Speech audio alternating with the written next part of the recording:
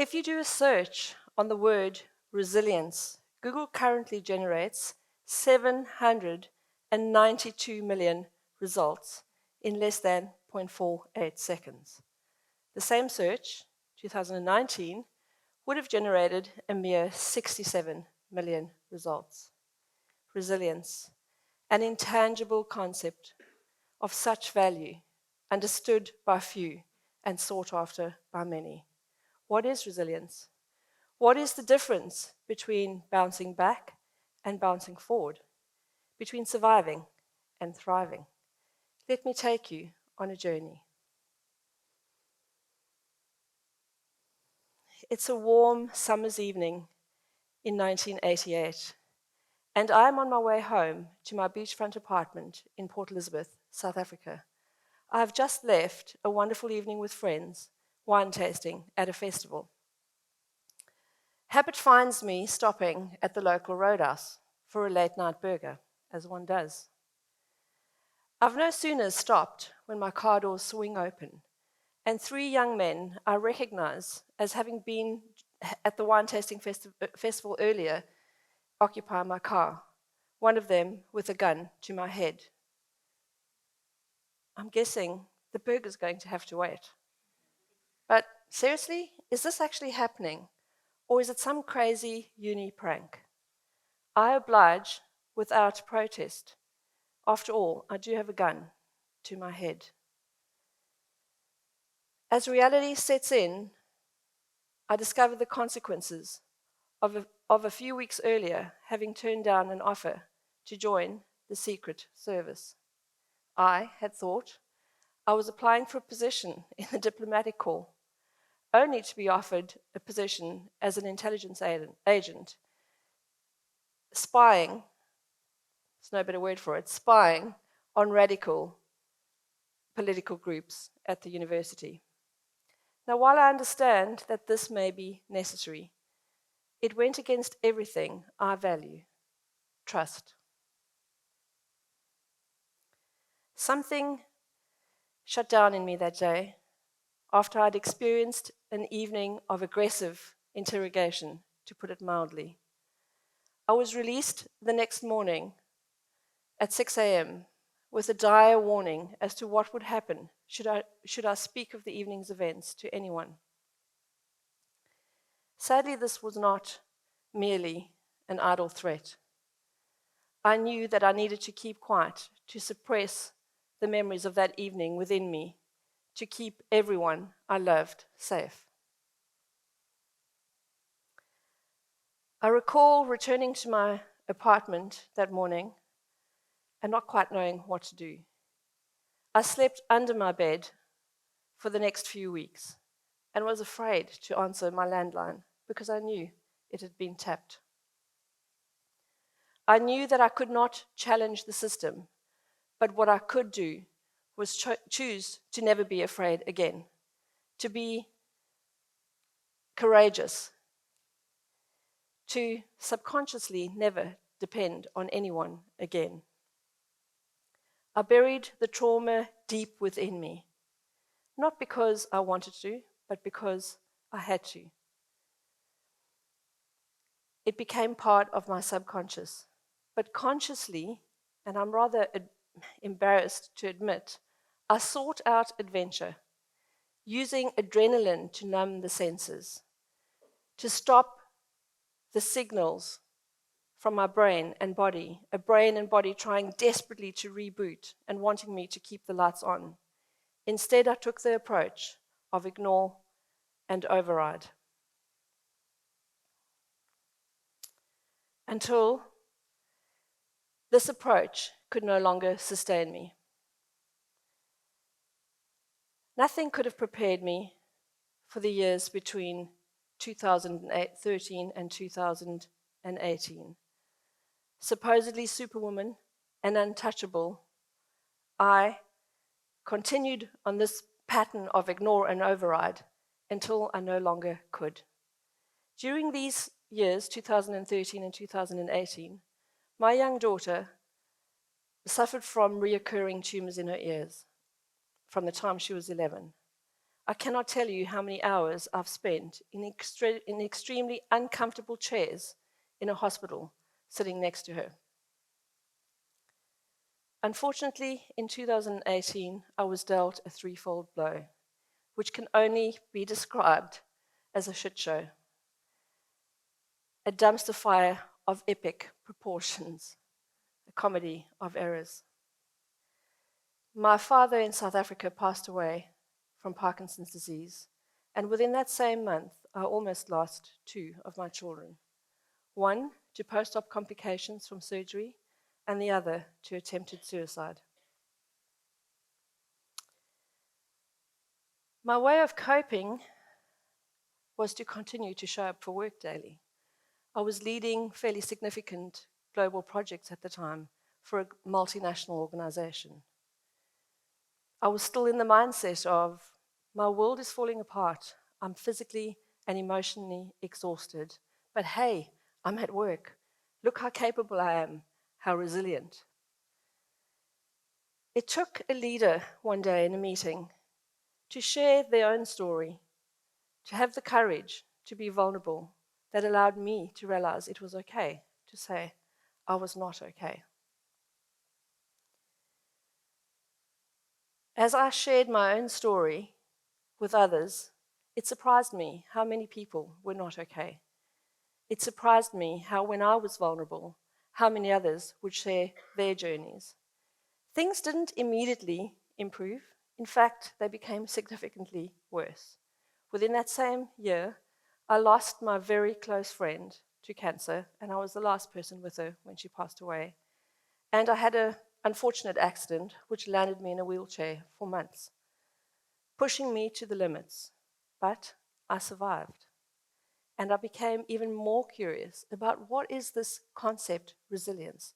Why is it that some leaders simply survive and others thrive? 4 years later, here I am today, almost having completed my doctorate on the subject.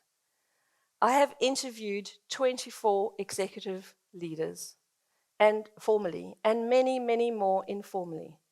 Leaders who have experienced incredible adversity, from oil rig blowouts, killing workers and creating a major global environmental disaster, to hostage situations, to earthquakes, and to, more recently, the impact of COVID.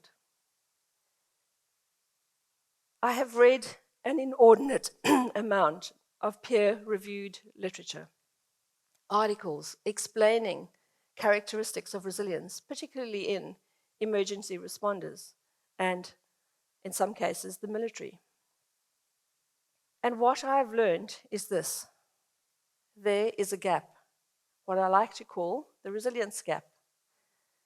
The resilience gap is the distance between where we have come from and where we are today. It is in the rediscovering of the lessons learned along the way that we capture the skills we need for today, tomorrow, and years to come. Each of us have our own experiences of adversity. Resilience cannot be experienced without adversity, because I have discovered that resilience cannot be taught, but it can be learned. We are so focused on the next thing, on the future, that we forget to take the time to stop, reflect, and look back. Where have we come from? What have we learned along the way?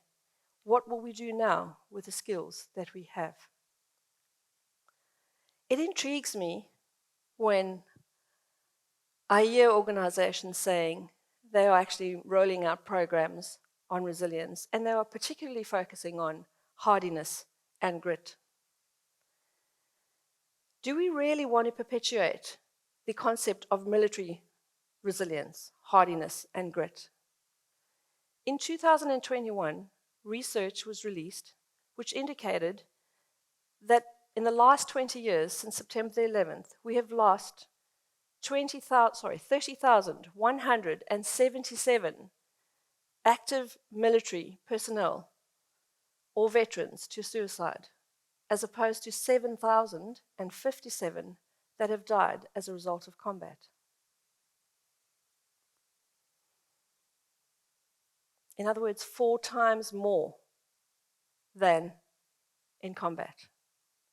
Do we really want to perpetuate this approach in our organizations? I realized on reflection, I had hardiness and grit in spades. But what got me here wasn't necessarily going to get me where I needed to be.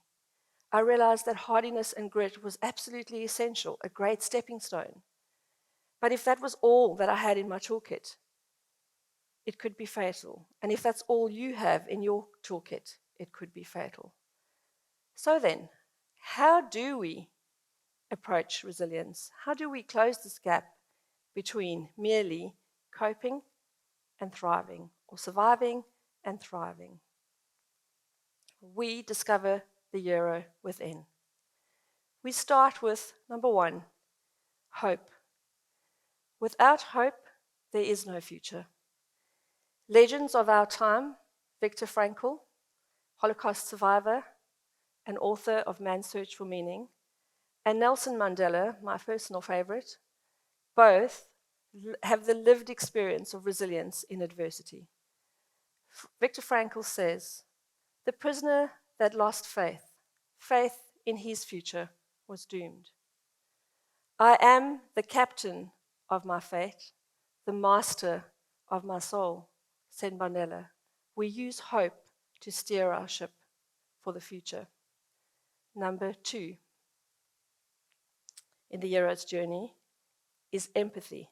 Now, I don't know about you, but I'm a lot kinder to other people than I am to myself.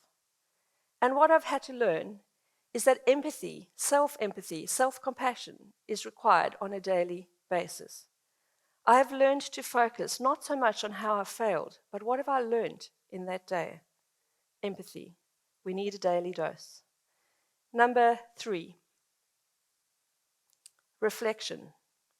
We talk very glibly about hindsight being 2020. Hindsight is only 2020 if it is intentional. It is only 2020 if it is intentional. So as we reflect back, we discover the skills we need. Without fail, every single one of the 24 leaders I interviewed expressed their gratitude for the opportunity to hold the space, to look back at where they had come from. What were the lessons along the way? How had they learned from their own experiences of adversity? And lastly, the 4th one is very important, it's others. No man is an island. No man survives on their own. Or should I say, yes, may survive on their own, but no man thrives on their own. Oxytocin, the happy hormone, is released when we connect with each other. And at this point, I'm reminded again of my African heritage, of the concept of Ubuntu. How, as human beings, we are inextricably bound by our experiences, how our stories connect us. Ubuntu, I am because we are. This is the hero's journey. I am still on my own journey of resilience. I face challenges daily, and as my children would tell you, I lose that superwoman cape regularly. Challenges that I face, such as a recent diagnosis of cancer and radiation that I'm going through currently on a daily basis. But as I stand before you this afternoon, I am not simply surviving. I am thriving. This is the hero's journey. As we reach deep within ourselves and then reach out and connect with others, we allow ourselves to shine and unconsciously allow others to do the same, creating a ripple effect. Can I invite you to reflect on your own lived experience of adversity and embrace the hero within? Thank you.